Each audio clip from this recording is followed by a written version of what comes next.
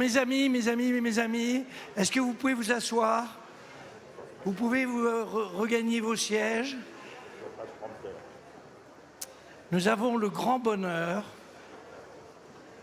S'il vous plaît, est-ce que vous pourriez vous asseoir? S'il vous plaît. Messieurs,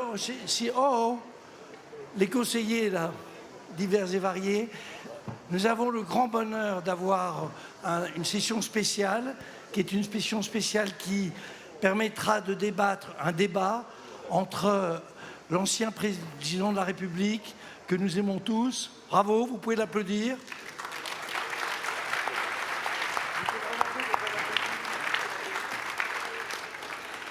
Et Jean Viard, que moi j'aime bien.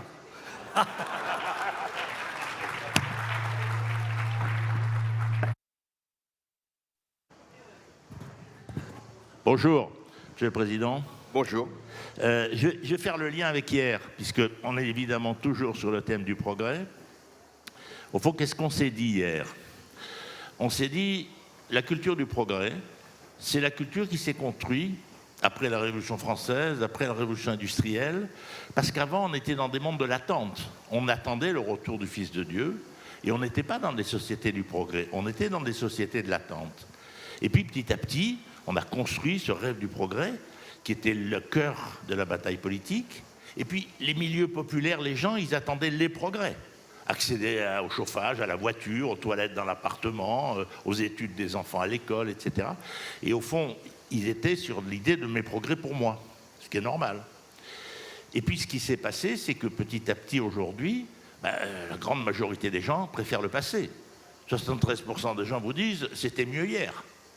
Et la majorité des gens votent pour des camps qui, au fond, appellent à le passé, soit un passé d'avant. Alors avant, le maire de Nizy, même avant la colonisation, c'était top quand même, hein, mais enfin bon. Et, ou alors avant qu'on revienne à un modèle révolutionnaire, etc., ce qu'on sait dans le temps. Et au fond, on est là. Et la grande difficulté du présent, Monsieur le Président, pour moi, c'est qu'au fond, les camps démocratiques n'ont pas remplacé l'idée de progrès par une autre vision du futur. Il y a une dame, vous me permettrez de la citer, qui avait fait une campagne sur le désir d'avenir. Le slogan n'était pas mauvais. C'était un vrai sujet. C'est-à-dire comment, mais pas forcément la gauche, hein, comment le camp démocratique est capable de redonner un sens dans un monde qui est bousculé, je crois, et je m'arrêterai là-dessus, par 3 révolutions, j'insiste toujours là-dessus. C'est la nature qui fait l'histoire, c'est plus les politiques. Alors c'est quoi faire de la politique si on court après la chaleur? Si on court après des choses qui sont induites, qui vont durer pendant au moins 2 générations, c'est déjà parti, le coup est déjà parti. On peut se battre pour que la 3e génération ait moins chaud, éventuellement, ou la 4e. Je prends un exemple schématique. Hein. Et puis, on peut se battre pour savoir comment on vit dans le monde d'aujourd'hui. Bon.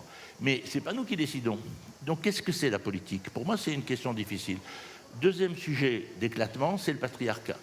Je veux dire, le rapport... Et moi, je ne parle pas de domination. Le rapport masculin-féminin, où en gros l'homme devait être héroïque au travail, à la guerre et au lit, si je suis schématique, et la dame devait tenir la maison, la famille, le récit familial, les enfants.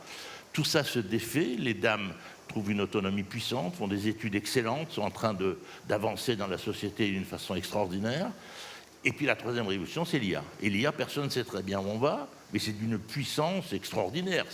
Ici, à Aix, ils ont refusé le train au moment de l'arrivée du train, en disant non, le train, c'est pollueur, ça va faire des prolos, tout ça. Ils ont mis un siècle à s'en remettre. Maintenant, ils s'en sont très bien remis avec le numérique, etc. Donc, ceux qui refusent les ruptures technologiques sont aussi ceux qui, à un moment, décrochent de l'histoire. Voilà. Donc, il me semble, si vous voulez, que pour l'instant, ces 3 révolutions-là ne font pas sens. Le politique ne le porte pas. Et comment on fait pour redonner du sens à ces sociétés et pour, au fond, se dire comment, peut-être pas le mot de progrès, je ne sais pas si on reviendra à ça, je ne crois pas, c'est la philosophie passée, mais on a besoin de trouver un terme qui remplace, c'est-à-dire, au fond, quelle est la philosophie du futur dans laquelle on élève nos enfants et on leur donne envie de vivre. Bon, merci d'abord pour ce propos introductif. Je salue ce qui se fait ici autour des cercles des économistes. On va parler donc pendant plusieurs jours de progrès au moment même où les Français, pas simplement les Français, doutent de l'idée même que la génération qui arrive va vivre mieux que la précédente. Le mot progrès apparaît dans le discours politique à la fin du XIXe siècle une fois que la République a été non seulement proclamée, mais déjà traduite dans des lois fondamentales, et au moment où la révolution industrielle a produit ses effets, et où le besoin de justice, mais sans qu'il puisse contrarier le mode productif, se définit à travers la notion de progrès. La notion de progrès revient après les deux catastrophes mondiales du XXe siècle, parce qu'il ne peut pas y avoir de progrès s'il n'y a pas de paix.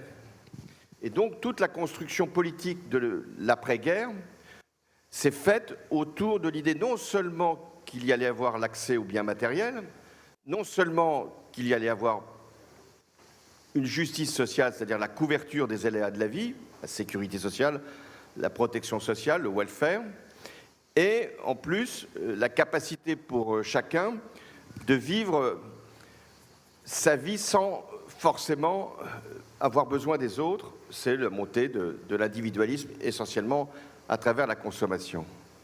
Qu'est-ce qui s'est cassé, et ce n'est pas récent, qu'est-ce qui s'est cassé à travers les grandes crises des années 70, redoublées ensuite dans les années 80 ou 90?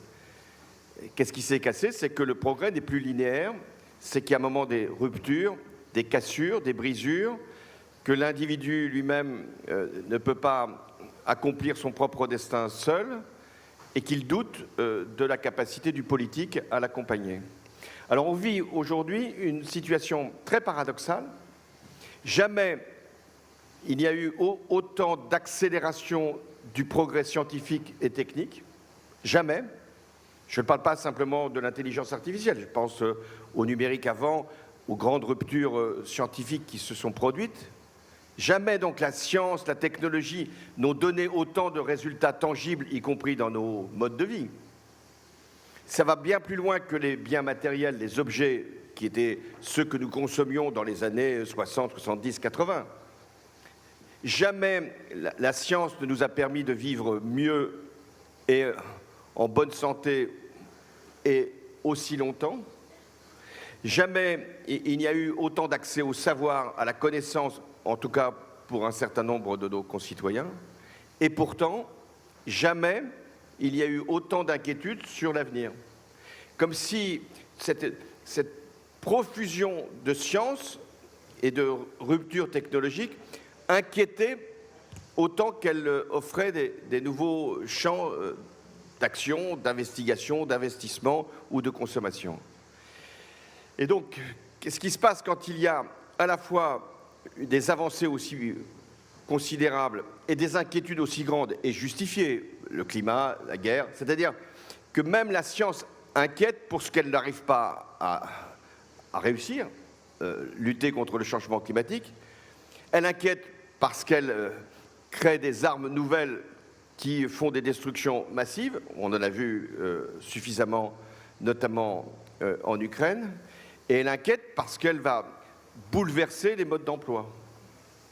Donc quand il y a ce faisceau d'avancées considérables, d'inquiétudes aussi grandes, le politique doit forcément intervenir. C'est là que nous avons, à mon avis, et ce n'est pas propre à la France, dans toutes les démocraties, une crise du politique.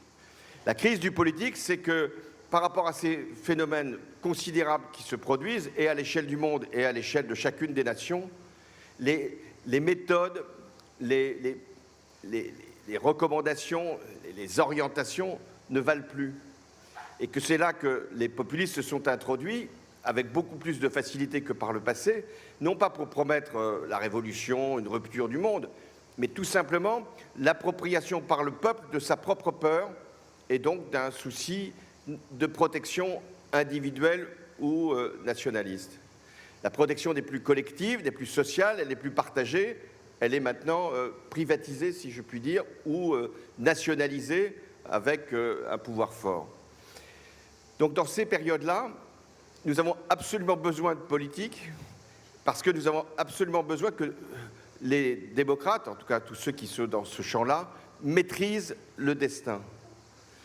Donc il convient d'y avoir une direction, d'y avoir une méthode pour atteindre la direction, donc un long terme, et des politiques qui s'engagent pour montrer qu'ils sont capables de maîtriser les destins collectifs. Et une des difficultés, c'est que pour ça, il faut des organisations, des partis politiques, il faut une vie démocratique. Et dans la plupart des démocraties, ces organisations-là affaiblies, d'où la perte de sens. Oui, mais moi je crois qu'on est dans une société d'individus qui mènent des vies extrêmement discontinues, qui ont des aventures sentimentales, professionnelles, etc. On ne refera pas des classes sociales sur lesquelles s'appuyaient les partis, parce que les partis avaient un récit de gauche et un récit de droite, qui tous les deux étaient pour le progrès, mais pas sur la répartition des fruits du progrès de la même manière. On n'est plus là-dessus. On est une société d'individus, d'extraordinaire liberté et de risque aussi, parce qu'être libre c'est bien, mais c'est risqué, etc. Donc on ne fera pas de la politique de la même manière, parce que j'entends bien ce que vous dites, mais la question centrale, c'est bien celle de la construction d'un récit. Parce que les gens ne sont pas attachés qu'à des choses matérielles. Ils sont aussi attachés à comment le monde peut évoluer et comment demain, au fond, les hommes vont à nouveau le maîtriser. Et dans aucun pays au monde, on arrive à construire ce récit. Parce que l'extrême droite et l'extrême gauche, ça a toujours existé. Mais d'habitude, ils sont mis sur le bord parce que le camp des démocrates offre aux gens des perspectives de long terme pour leurs enfants et de court terme pour leur vie privée, qui préfèrent voter pour ces camps démocratiques, qui leur offrent des choses très concrètes, y compris l'imaginaire d'un futur pour leurs enfants. Parce que l'effondrement de la natalité, il y a des tas de raisons liées à l'évolution du statut des femmes, à Internet et tout. Mais il y a aussi un manque de confiance dans le futur. Je veux dire, faire des enfants, c'est aussi échouer dans le futur, parce que l'effondrement de la natalité, ça veut dire qu'il y a des femmes qui ne font pas d'enfants et d'autres qui en font. C'est pas qu'on diminue l'enfant par femme, c'est qu'il y a tout un groupe de femmes, il y a 39% des étudiants ici, par exemple, qui disent qu'elles n'auront jamais d'enfants. Je ne dis pas qu'elles les auront pas, la vie est aléatoire, heureusement. Donc il y a ça quand même. Et si vous voulez, il me semble quand même que le politique ne s'est pas reconstitué, que l'affrontement droite-gauche est largement devenu une caricature, et que du coup, effectivement, les deux partis qui étaient la minoritaire, le fascisme est toujours présent, l'extrême-gauchisme aussi, mais d'habitude, ils sont présents dans le coin, sur la bordure. Et d'ailleurs, même en France, l'extrême droite, le parti qui est très fort aujourd'hui, il a été créé en 1974, mais on en parlait à peine. Et donc, si vous voulez, il me semble bien que c'est quand même la faiblesse du récit du camp démocrate et le fait qu'on ne veut pas remettre en place un pacte social qui donne aux gens à avoir des avantages, notamment refaire au fond le contrat de 45, enfin du Conseil national de la résistance, notamment entre les générations. Parce qu'on est passé d'une société 3 générations à 4 générations, et on dirait effectivement qu'on n'a rien réorganisé là-dessus. On a eu ce débat sur les retraites assez catastrophique, il faut bien reconnaître, et les jeunes n'ont pas non plus dit on est prêt à travailler plus longtemps. Hier, on avait un truc sur la jeunesse, et je leur ai dit mais pourquoi vous n'avez pas demandé à travailler 2 ans de plus? Parce que quand même, le nouveau pacte, ça va être que les jeunes vont travailler un peu plus longtemps, et que les retraités vont peut-être avoir un peu moins de retraite. Mais il faut qu'il y ait un contrat de société.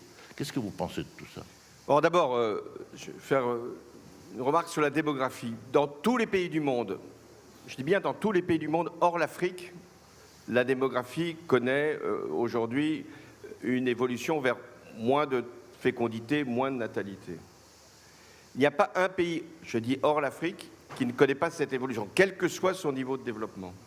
Ça veut dire quoi? Ça veut dire que des sociétés pensent qu'avec un peu moins d'enfants, on peut leur donner davantage que par le passé. Il y a sûrement le doute aussi, mais ça vaut pour des pays qui sont en plein développement, comme la Chine ou prenons l'exemple de la Corée qui ne fait quasiment plus d'enfants.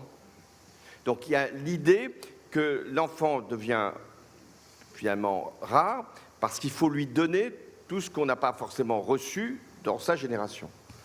En France, ça a été très longtemps différé, ce mouvement démographique. Il a fallu attendre le milieu des années, disons, 2015, pour qu'on ait une baisse de la natalité. Et aujourd'hui, on a toutes les projections qui nous laissent penser que le solde naturel, c'est-à-dire les naissances par rapport au décès, va s'annuler. Après, se posera des problèmes de main-d'œuvre, de savoir qu'est-ce qu'on fait par rapport à cette situation. Alors, qu'est-ce qui fait qu'il y a ce mouvement et comment on va vivre avec ce mouvement? Et là, je vais directement à la conclusion. Le progrès, c'est pas de bien vieillir. Le progrès, c'est pas simplement de savoir à quel âge on va partir à la retraite. Le progrès, c'est pas simplement de savoir comment, dans une existence, on va être, autant qu'il est possible, couvert, et c'est bien qu'il en soit ainsi, par les dépenses de santé. Le vrai progrès, c'est quand la génération qui arrive a toutes les conditions pour réussir pas simplement pour elle-même, mais pour le pays. Comment fait-on quand on est dans une démographie, c'est le cas de la France, où le vieillissement s'est installé, moins qu'ailleurs, mais il est là, nous sommes sans doute le pays où il y a le plus de jeunes par rapport à la population en Europe. Donc, mais néanmoins, il y a un vieillissement. Si on regarde les statistiques électorales, il y a beaucoup de candidats qui viennent ici, ils vont donc regarder les statistiques électorales. Ils vont dire, finalement, c'est assez simple de faire un programme, et il faut le faire pour les plus de 50 ans, puisque c'est les plus de 50 ans qui sont aujourd'hui majoritaires. Eh bien, je pense exactement le contraire. Je pense qu'aujourd'hui, le programme politique pour, si on veut redonner un sens, une direction, une confiance, est sur la génération, celle qui ne vote pas, des 0 à 18 ans, et la génération suivante, des 18 ans à 35 ans. Comment fait-on? Eh bien, tout l'effort qu'il va falloir engager, malgré toutes les contraintes budgétaires, mais que la démographie va quand même libérer, parce qu'il y aura moins d'enfants dans les écoles, moins de collégiens dans les collèges, et moins d'étudiants compte tenu de la démographie. Tout l'effort doit être consacré à l'éducation, la formation, l'insertion, la qualification, la requalification de la génération qui vient.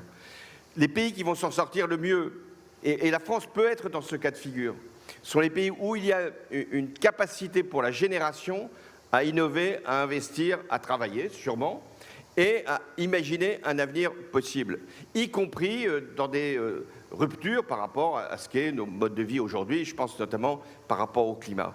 Donc tout l'enjeu politique, c'est de parler à toute la société, parce que la politique, c'est pour parler à tout le monde, en donnant une priorité qui n'est pas forcément celle du plus grand nombre, mais c'est celle qui permet à toutes les générations de comprendre le sens et la direction d'un pays.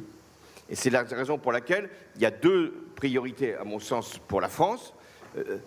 La jeunesse, c'est-à-dire de l'enfance, et vous voyez bien combien la question de l'enfance est apparue avec toute sa sensibilité dans les violences qui viennent d'être découvertes, ou en tout cas qui viennent d'être traduites, je l'espère, dans des textes demain. Et la deuxième priorité, c'est la science. La science, je vous l'ai dit, elle est en mouvement. La grande bataille, c'est qui va innover le plus, qui va inventer le plus et qui va maîtriser la science. Et de ce point de vue, là aussi, la France ne part pas de rien. Elle laisse parfois ses chercheurs aller au-delà de ses frontières, mais toute la bataille, que les Américains d'ailleurs, comme les Chinois, ont parfaitement compris, toute la bataille, est une bataille européenne d'ailleurs, c'est la science, c'est la connaissance, c'est la découverte, c'est l'innovation. Et ça mobilise une nation. Quand une nation commence à parler et de la science, et des innovations, et des découvertes, et donc de la santé, puisque ça a aussi cette traduction, et de la jeunesse, elle reprend confiance en l'avenir. Là, aujourd'hui, ce n'est pas simplement que certains veulent retourner vers le passé, impossible.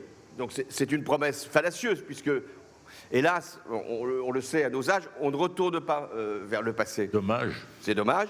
C'est le pari faustien. Mais le pari faustien est un mensonge. Quand quelqu'un vient vous voir en vous disant « je vais vous faire rajeunir », bon, vous pouvez croire en la science, mais vous avez quand même quelques éléments qui vous laissent penser que le destin est quand même fatal. Donc c'est pas le risque, c'est pas le passé, c'est le risque que le présent, ou plus exactement le futur, se confonde avec le présent. Il n'y a plus de futur. Et le futur fait tellement peur que je m'accroche au présent et que je ne veux pas bouger. Eh bien, dès qu'on ouvre une perspective d'avenir, dès qu'on laisse penser qu'il y a une direction, et dès qu'il y a du long terme, il y a à ce moment-là une confiance qui revient. Je termine là-dessus parce que finalement, la politique, et j'en ai eu à en connaître dans toutes les situations, c'est toujours l'urgence qui vous appelle. Vous êtes élu président, vous avez un programme, mais vous allez être tout le temps rattrapé par l'urgence. L'urgence dramatique, l'urgence catastrophique, l'urgence sociale, l'urgence politique, il y a toujours des urgences. Et comme on est dans des temps courts, y compris des cycles électoraux, l'urgence envahit finalement la prévision, la planification, l'anticipation. Aujourd'hui, un président pour les 5 ans qui viennent, bien sûr qu'il aura à faire face à des urgences, et elles sont déjà devant nous. Mais ce qu'il doit faire, ce qu'il doit assumer, c'est d'être le président d'une transition. C'est-à-dire de dire qu'il va faire ce qu'il doit faire, non pas pour tout de suite. Il doit assumer que ça ne sera pas pour tout de suite, mais pour faire la transition démographique, la transition technologique, la transition numérique, et même la transition démocratique, parce qu'on va passer d'un système à un autre, d'un système de bipolarisation qu'on a connu droite-gauche, à un système de bipolarisation extrême-gauche, extrême-droite qu'on connaît aujourd'hui, à un nouveau système politique de gestion en commun de l'avenir. Je ne sais pas si vous avez rencontré...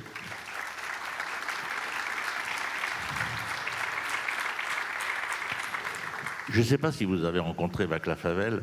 Bon, je le connaissais bien, je suis son éditeur. J'avais même publié son programme en tchèque quand il a fait campagne pour la présidentielle. Je lui avais offert des milliers de livres pour le soutenir et l'aider dans sa campagne. Et il disait, l'Occident croit qu'ils ont gagné sur le communisme, mais c'est le communisme qui s'est effondré. Et au fond, l'Occident n'a pas compris que c'est un couple qui s'effondre. C'est comme l'affrontement république-monarchie du 19e siècle. La politique est structurée par des couples qui se défont. Et au fond, quand il nous disait en 89, l'Occident va s'effondrer, comme on s'est effondré nous, parce qu'ils croient qu'ils ont gagné. Et regardez ce que disent les Américains, la fin de l'histoire, enfin tous ces discours-là. C'est à ce moment-là qu'on a commencé à pas reconstruire, en fait, et à pas l'écouter. Il était un homme qui voyait les choses, moi je trouve, de manière intéressante. Et ça me semble un des grands enjeux, quoi, sur ce qui nous est en ce moment à faire. Quoi. Mais je sais pas, vous l'avez connu, Václav Havel, ou ? Je l'ai croisé, je ne l'ai pas connu. Il n'était plus président quand je suis devenu président. Oui, je sais que c'était après. Non, je voulais dire ça parce que je pense que depuis ce moment-là a commencé pour moi la crise du politique. C'est-à-dire, effectivement, l'incapacité de dire quel est le nouvel enjeu. Parce qu'il y a, on voit très bien, il y a l'enjeu sur la nature, on le voit assez bien. La guerre climatique, il y a ceux qui vont vous dire forêt, forêt, forêt. Il y a ceux qui vont vous dire on n'en fait jamais assez. Il y a ceux qui vont dire on ne peut plus rien faire. Ben, le jeu, c'est de dire non, si on peut faire, la COP21, on avance plus ou moins vite, etc. Ça, on voit. L'explosion du patriarcat, c'est compliqué parce qu'on est tous acteurs. Il n'y a pas d'arbitre. On ne peut pas être arbitre par définition. On est dans un camp ou dans l'autre. Donc, c'est très difficile de savoir comment on va gérer. Et sur l'IA, il me semble qu'on insiste trop sur la technique. J'aime beaucoup la ministre de Taïwan, Audrey Tang, qui dit à l'ère de l'IA, les 3 compétences essentielles, c'est la curiosité, la collaboration et l'engagement civique. C'est une reconstruction d'un système de valeurs. Bien sûr, il faut des ingénieurs, il faut tout ça, mais il faut se poser la curiosité d'un monde nouveau, comment on va travailler ensemble et comment on va tenir compte des effets de l'IA sur l'emploi, etc. C'est-à-dire, il ne suffit pas de dire, ah ben oui, je peux supprimer des emplois, oui, d'accord, il y en a un type, il a 1000 milliards. Qu'est-ce que ça veut dire d'avoir 1000 milliards? Moi, je trouve qu'un, déjà, ça serait beaucoup, mais 1000. Et donc, on est là, dans cette situation-là. Et comment on avance sur ces choses-là pour redonner confiance, pour prendre en main l'IA d'un point de vue philosophique, au fond, et politique?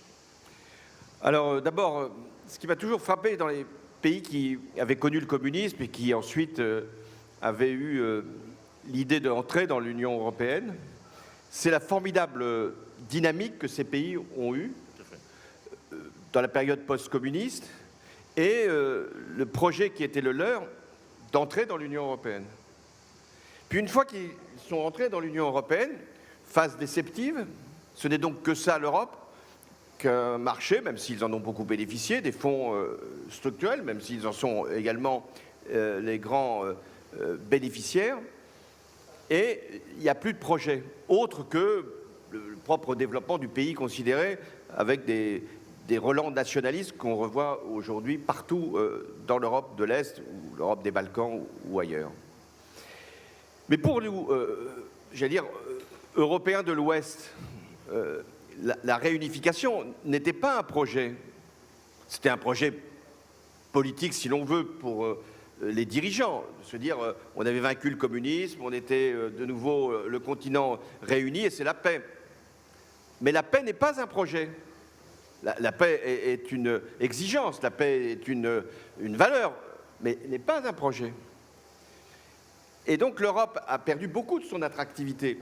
Et c'était pour beaucoup, et même la France, c'était l'idée, bon, on n'a plus de récit qui fait que la France va être le grand pays du monde, mais c'était toujours l'idée de l'Europe, c'est la France en grand. Ça, c'était toujours ce que les présidents, sur dont j'ai été dans le lot, ont voulu affirmer dans l'engagement européen.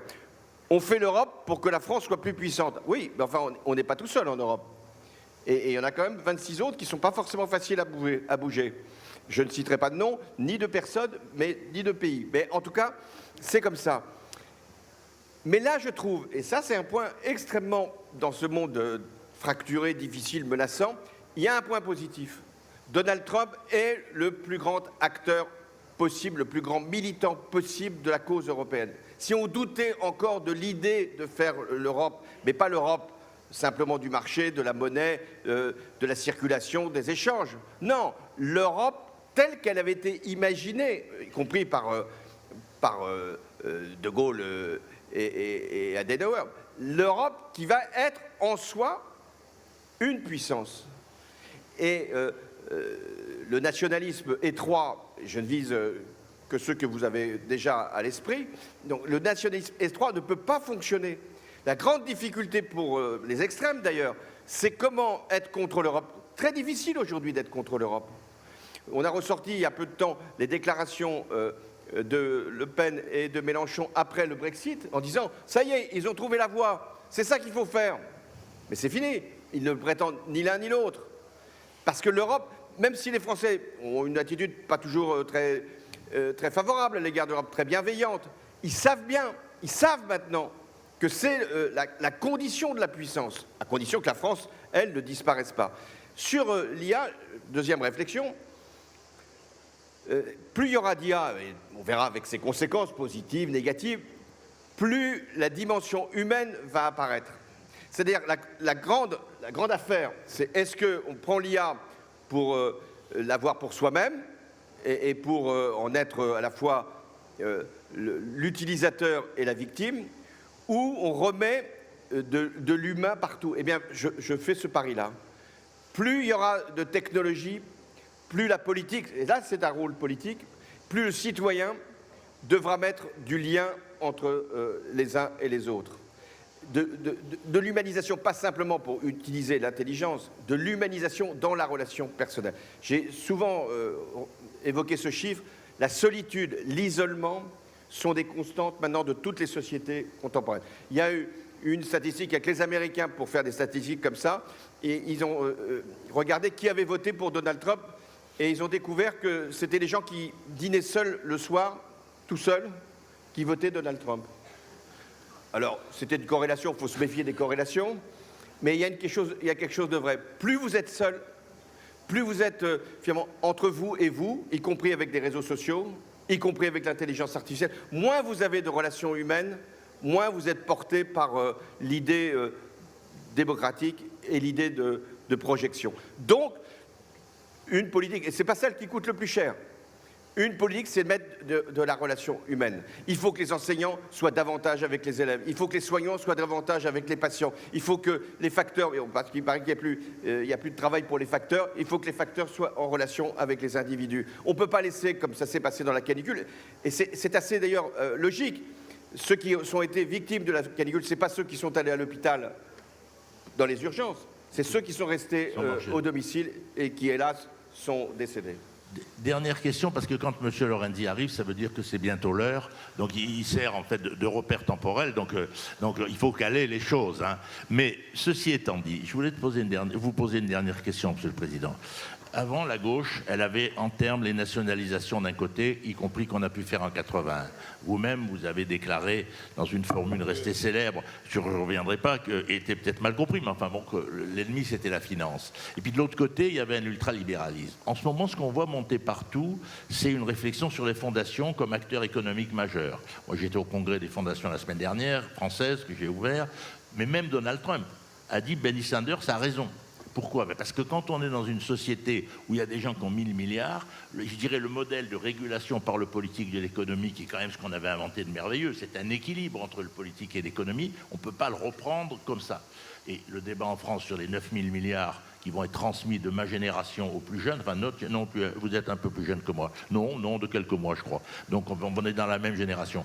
Donc dans cette transmission-là, il y a 9000 milliards qui vont être transmis.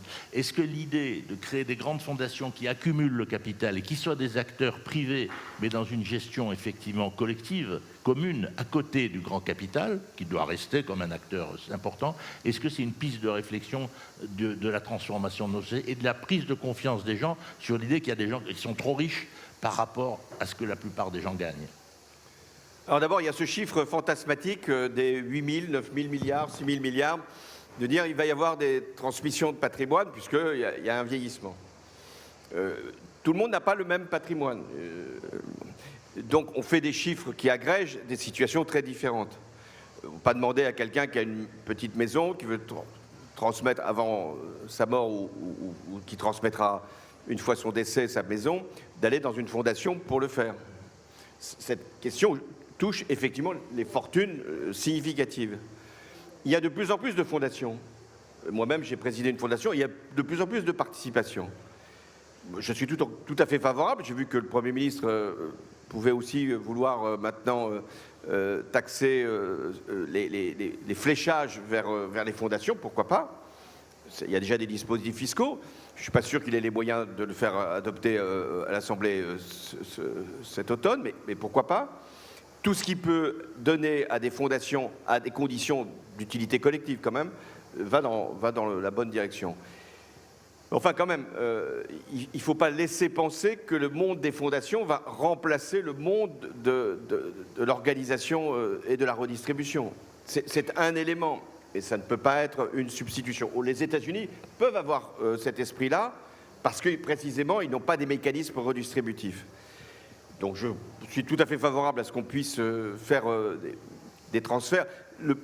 La meilleure politique, quand même, malgré tout, en matière de transfert de patrimoine, c'est quand même de donner non plus à ses enfants, mais à ses petits-enfants.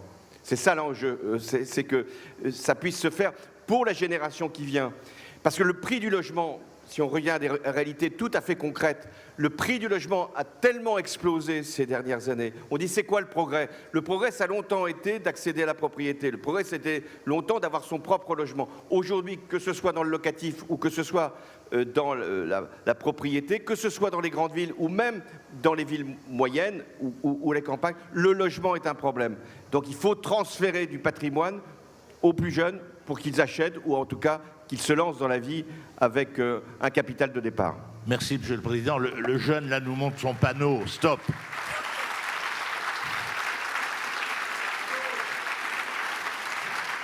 Très bien, vous avez pu finir sur un projet positif. Ça tombe bien, ça nous met de bonne humeur. Merci.